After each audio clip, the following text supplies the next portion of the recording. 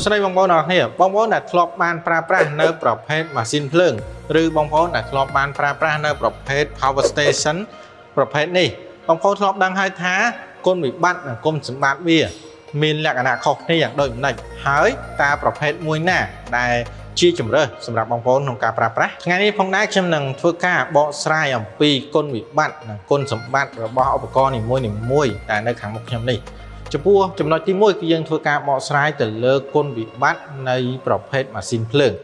ចំពោះម៉ាស៊ីនភ្លើងនេះជាប្រភេទម៉ាស៊ីនភ្លើង inverter magnetic ដែលប្រភេទម៉ាស៊ីនភ្លើងនេះគឺជាប្រភេទម៉ាស៊ីនភ្លើងក្លុបអញ្ចឹងគុណវិបត្តិរបស់ប្រភេទម៉ាស៊ីននេះគឺការប្រើប្រាស់ការចាក់សាំង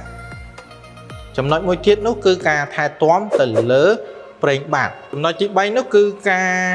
មានសំឡេងរំខាន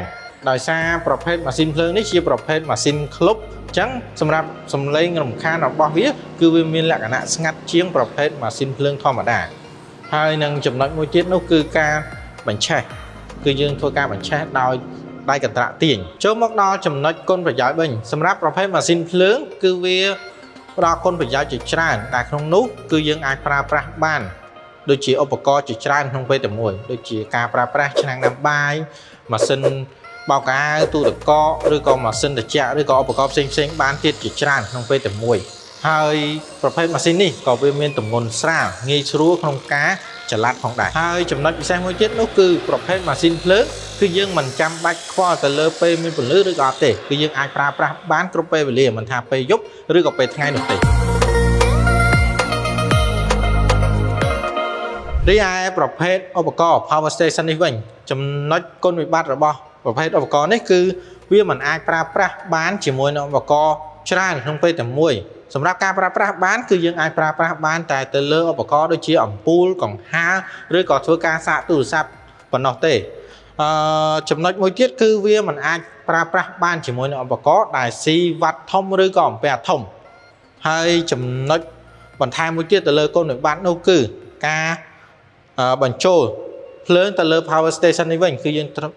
ធ្វើម៉េចត្រូវមានភ្ជាប់ជាមួយនឹងទាំង solar ទៅគ្រប់ទីកន្លែងដើម្បីសាកហើយសម្រាប់ការសាកនេះគឺយើងសាកបានតែពេលថ្ងៃប៉ុណ្ណោះរីឯចំណុចគុណសម្បត្តិវិញទៅលើប្រភេទ power station នេះគឺវាផ្ដល់គុណសម្បត្តិជាច្រើនដូចជាវាមានសំឡេងស្ងាត់มันមានសំឡេងរំខានការប្រើប្រាស់ក៏មានភាពងាយស្រួលគឺយើងធ្វើការចុចទៅលើប៊ូតុងខាងមុខហើយដោតភ្លើងប្រើគឺអាចយកភ្លើងមកប្រើប្រាស់បានហើយសម្រាប់ការបំលាស់ទីក៏វាមានភាពងាយស្រួលដែរដោយសារប្រភេទ